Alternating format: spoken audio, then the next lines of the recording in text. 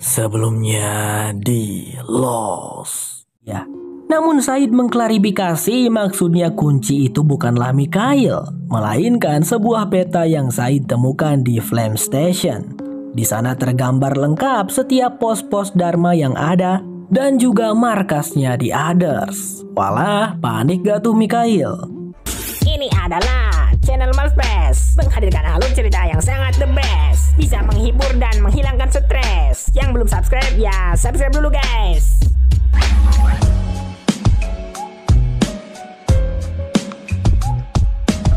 Inilah Lost Season 3 episode 12. Episode 12 dibuka dengan flashback Claire. Di masa lalu, dirinya pernah mengalami kecelakaan mobil bersama ibunya. Claire hanya mendapatkan luka-luka kecil, sementara ibunya terpental dari mobil dan terlihat terluka sangat parah. Claire sangat histeris, berusaha membangunkan ibunya. Orang-orang yang berdatangan segera menolong ibu dan anak itu. Singkat cerita, terlihat saat ini Claire bersama bibinya tengah mengobrol dengan sang dokter yang merawat ibunya Claire. Ibunya Claire, sebut saja Bu Lily, tampak masih dalam kondisi koma. Sang dokter mengatakan bahwa mereka berhasil menstabilkan semua cedera Bu Lily. Namun Bu Lily mengalami trauma kepala yang sangat parah. Bahkan bisa dibilang sekarang ini mesin medislah yang menopang hidupnya Bu Lily. Si dokter menambahkan bahwa Bu Lily bisa siuman tapi mungkin butuh waktu bertahun-tahun. Namun di situ Mang Dokter juga berjanji akan merawat Bu Lily sebaik mungkin. Bibinya Claire merasa bingung karena mereka tidak punya biaya untuk perawatan Bu Lily. Akan tetapi Mang Dokter bilang bahwa seluruh pengobatan dan perawatan Bu Lily telah ditanggung oleh seseorang. Namun tidak diketahui siapakah itu karena seseorang itu meminta Mang Dokter untuk merahasiakan siapa dirinya. By the way, katanya Claire sudah tidak punya ayah. Ayahnya Claire meninggal saat Claire berusia 2 tahun. Lalu scene berganti. Pada hari lainnya saat Claire mengunjungi ibunya di rumah sakit, Claire mendapati ada seorang pria tua di ruang rawat ibunya. Dia ternyata adalah Pak Tony, ayahnya Jack. Kenapa dia bisa ada di sini? Oh, positive thinking aja mungkin dokter baru yang merawat Bu Lily. Setelah melihat kedatangan Claire, Pak Tony hendak pergi, namun bibinya Claire yang baru datang langsung bilang, "Ngapain kau ada di sini?" Claire menjadi heran, siapakah pria tua satu ini?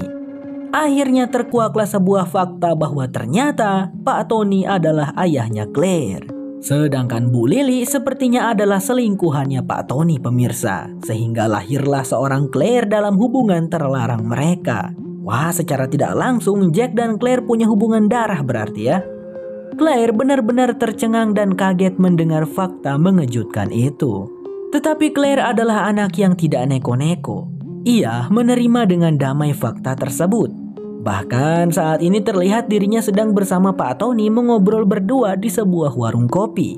Kepada Claire, Pak Tony menceritakan bahwa dulu dirinya sering berkunjung kemari untuk menemui Claire kecil.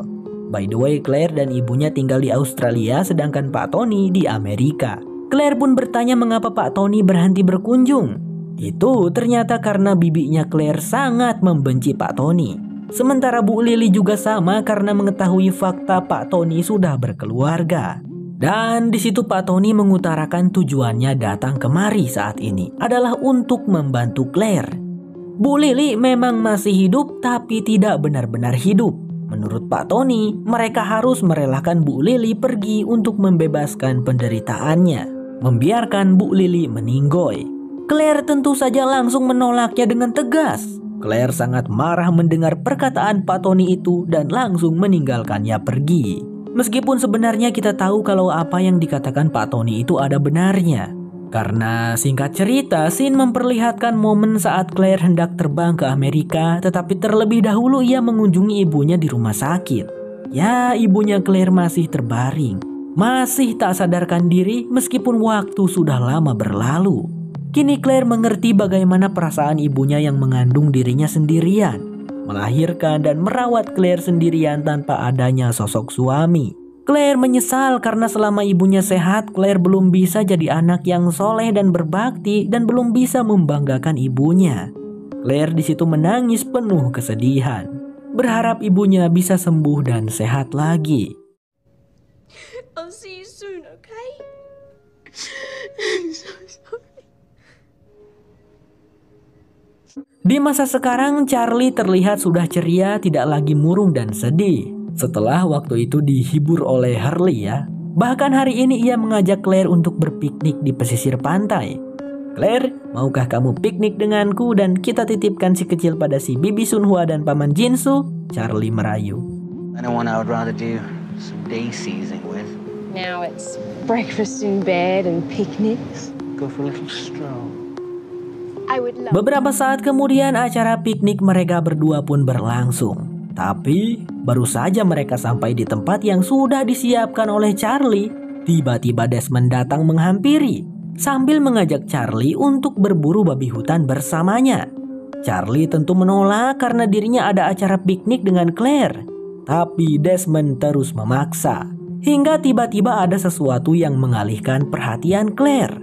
Wanita itu tampak kegirangan saat melihat kawanan burung camar terbang di sekitar pantai. Aku tahu caranya bagaimana kita bisa keluar dari pulau ini, ungkap Claire sambil berlari pergi, meninggalkan Charlie dan Desmond di sana. Claire langsung menemui Jinsu dan Sunhwa untuk meminta bantuan mereka. Claire membutuhkan jaring dan juga ikan untuk menangkap salah satu burung camar di pantai. Claire sering menonton acara TV tentang alam bersama ibunya dulu. Dan Claire tahu kalau burung-burung camar diberikan label pada kakinya oleh para ilmuwan. Para burung camar sering bermigrasi. Jadi jika mereka menaruh sebuah surat pada label di kaki burung camar, mungkin surat mereka bisa dibaca oleh ilmuwan yang nantinya suka mengumpulkan burung-burung camar. Charlie terlihat baru datang. Dia tampak tidak setuju dengan rencananya Claire itu. Bahkan Charlie meminta Claire untuk tidak melakukan rencana itu karena pasti tidak akan berhasil katanya. Namun tentu Claire tetap akan melakukan rencana menangkap burung camar ini meskipun Charlie tidak mau membantunya. Beberapa saat kemudian terlihat Claire membantu Jinsu memasang jaring jebakan untuk burung camar. Setelah itu ia juga membantu Sunhwa mencincang-cincang daging ikan untuk umpan burung camar. Sambil mereka curcol-curcol tentang kehidupan mereka. Singkat cerita, setelah semua persiapan selesai, Claire, Jinsu, dan Sunhwa bersembunyi di balik semak-semak sembari bersiap menarik jebakan. Beberapa burung camar tampak hinggap di tempat jebakan mereka. Namun saat Jinsu akan menariknya dalam hitungan ketiga, tiba-tiba terdengar suara tembakan senapan yang membuat burung-burung camar itu kabur. Pelakunya adalah Desmond, pemirsa. Claire tentu saja sangat marah kepada Desmond. Tapi di situ Desmond beralasan bahwa dirinya hanya sedang mengikuti seekor babi hutan. Desmond meminta maaf karena sudah membuat burung-burung camar kabur. Tapi Claire tidak mau percaya begitu saja. Menurutnya Desmond memang sengaja melakukan ini dan bersekongkol dengan Charlie untuk menggagalkan rencananya. Claire langsung menemui Charlie dan menanyakan Charlie ada masalah apa sehingga bersekongkol dengan Desmond menggagalkan rencananya. Charlie di situ berkata tidak tahu, dirinya sendiri sedari tadi mengasuh Eren. Namun Claire tidak percaya dan menganggap Charlie pembohong. Claire sangat marah dan menyuruh Charlie untuk pergi menjauh darinya. Beberapa saat kemudian Claire yang sedang mengasuh Eren bersama Sunhwa melihat Desmond dan Charlie yang tampak sedang berdebat. Entah meributkan masalah apa. Tapi setelah itu terlihat Charlie pergi beranjak.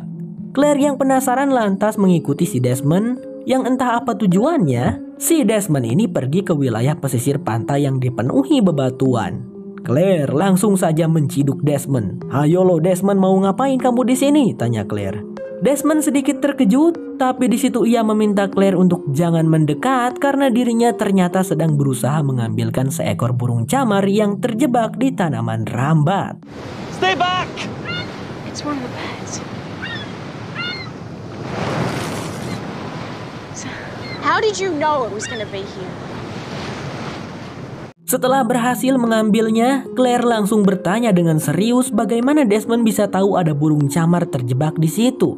Desmond ini berjalan tanpa ragu kemari seakan sudah tahu kalau ada seekor burung camar yang terjebak. Itu sangat tidak masuk akal, desaknya Claire. Pada akhirnya Desmond pun berkata jujur. Tadi saat ia berdebat dengan Charlie adalah karena Desmond melarang Charlie untuk mencari burung camar di sekitar bebatuan pantai ini. Karena Desmond mendapatkan penglihatan kalau Charlie terjatuh, terhempas ombak laut yang deras berkali-kali sampai lehernya patah. Tepat di sana Charlie meninggal karena berusaha mengambil burung camar yang terjebak, ungkap Desmond sambil menunjuk sebuah tempat. Desmond juga menceritakan semua tentang penglihatan-penglihatan sebelumnya dengan jujur mengatakan bahwa Charlie akan selalu dihadapkan dengan kematian. Hanya tinggal menunggu sampai Desmond lengah dan tidak bisa menolong Charlie lagi. Setelah itu terlihat Claire menemui Charlie sambil membawa burung camar yang ditangkap Desmond. Kepada Charlie, Claire mengaku bahwa Desmond sudah menceritakan semuanya. Di situ Charlie hanya berkata, "Tapi kita tidak seharusnya mempercayai hal itu kan, Claire?" "Wah, ternyata kamu benar, Claire. Di kaki burung camar itu memang ada labelnya." Mereka berdua pun tersenyum. Scene beralih kepada Said dan kawan-kawan. Meskipun mereka semua sudah mendapatkan peta, namun tetap tidak mudah untuk menemukan rumahnya para The Others. Di momen itu, Said kembali menanyakan mengapa Mr. Locke begitu cerobohnya melakukan sesuatu yang menyebabkan Flame Station meledak. Mr. Locke membela diri. Said, seandainya kalian berdua memberikan peringatan pada aku kalau di Rubanah banyak peledak sipor, aku mungkin akan lebih berhati-hati loh, ungkap Mr. Locke. Kate lalu melerai perdebatan itu karena lebih baik mereka meneruskan pencarian. Dalam perjalanan, Kate bertanya kepada Mikhail bagaimana caranya Mikhail bisa datang ke pulau ini.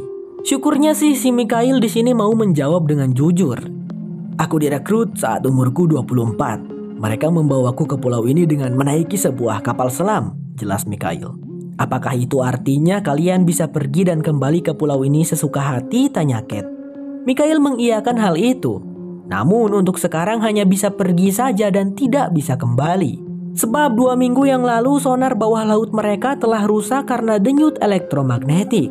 Sehingga mereka tidak bisa kembali ke pulau ini lagi jika pergi. "Kalau sudah pergi kenapa harus kembali lagi ke pulau ini? Buat apa?" tanya Kate lagi. Namun di situ Mikhail hanya menjawab bahwa Kate tidak akan paham. "Kalian semua tidak akan mengerti. Asal kalian tahu, pria yang membawaku ke pulau ini, pria yang memimpin kami, adalah pria yang benar-benar sangat hebat," ujar Mikhail. Dan saat Kate bertanya apakah yang dimaksud itu adalah Ben, Mikhail lalu menjawab bahwa, "Hah? Tidak. Pemimpin kami bukanlah Benjamin. Lantas siapa?"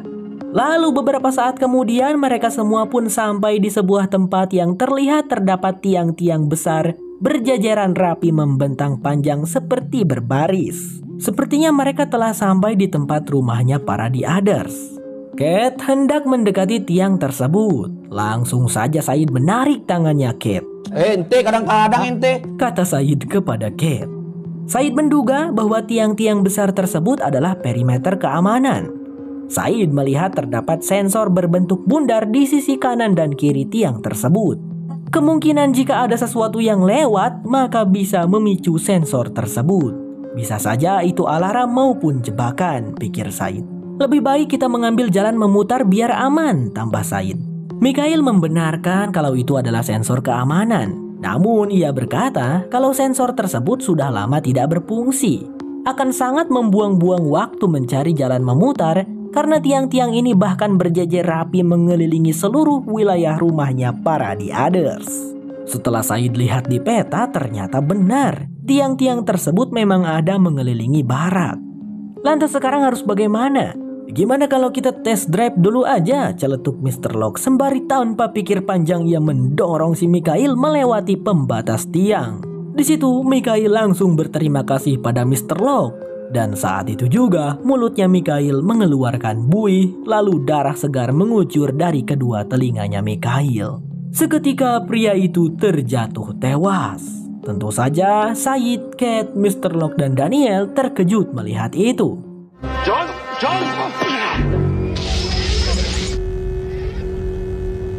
Thank you.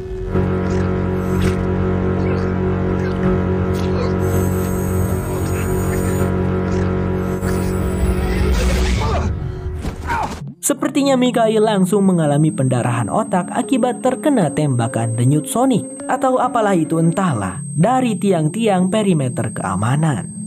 Said dan Kate lagi-lagi mengomeli Mr. Locke yang bertindak seenaknya. Tapi Mr. Locke membela diri lagi, berkata kalau dirinya tidak tahu hal itu akan terjadi kepada Mikhail. Said yang merasa lelah dan jengah tidak mau membahasnya lebih lanjut, karena mereka juga harus lebih fokus untuk mencari tahu bagaimana cara melewati perimeter keamanan itu. Kate lalu punya ide, mereka akan melintas lewat jalan atas. Terlebih dahulu mereka harus menebang sebuah pohon. Dan saat Said akan mengambil kapak di tasnya Mr. Locke, tanpa sengaja Said menemukan di dalamnya juga ada peledak sipor. Lah Mr. Locke, bukankah ente nggak tahu kalau di Flame Station ada peledak sipor? Dan kenapa ente ambil satu ini Mr. Locke? Tanya Said. Mr. Locke hanya menjawab bahwa ia mengambilnya karena siapa tahu dibutuhkan. Ada, terserah Om Locke aja deh, kata Said, sambil ia memasukkan peledak sipor itu ke dalam tasnya.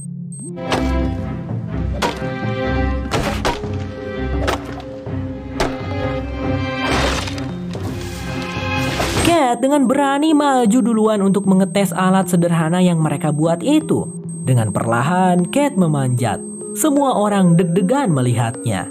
Was-was bertanya-tanya apakah sensor keamanan tiang-tiang tersebut beneran aman jika diseberangi lewat jalan atas. Dan hasilnya adalah Kate selamat. Cara mereka berhasil, pemirsa. Setelah itu, Mr. Locke dan yang lainnya memanjat bergiliran menyusul Kate. Singkat cerita, setelah berjalan agak lama, Said, Kate, Mr. Locke, dan Daniel sampailah di dekat rumah para The Others. Mereka berempat bersembunyi dan mengintip dari balik semak-semak. Di sana terlihatlah Jack yang sedang berlari. Kate hampir saja berteriak memanggil Jack kalau tidak dihentikan Mr. Locke dan Said.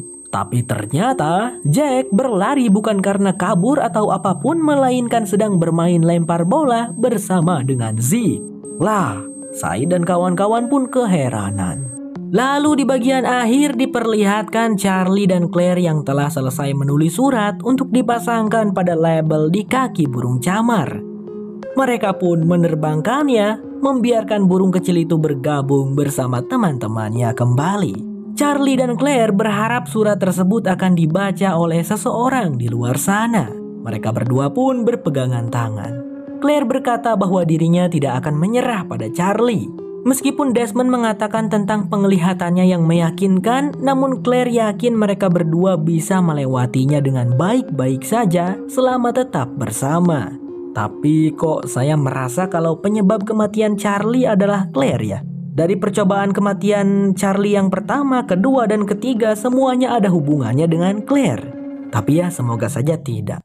Kalau kamu suka dengan channel ini, jangan lupa pencet subscribe ya teman-teman. Sampai jumpa lagi di episode berikutnya. Bye-bye. Hey 내가 미쳐가요 내가 미쳐가요 아무것도 몰라 하는 게 표정 좀 봐요 이젠 지쳐가요 이젠 지쳐가요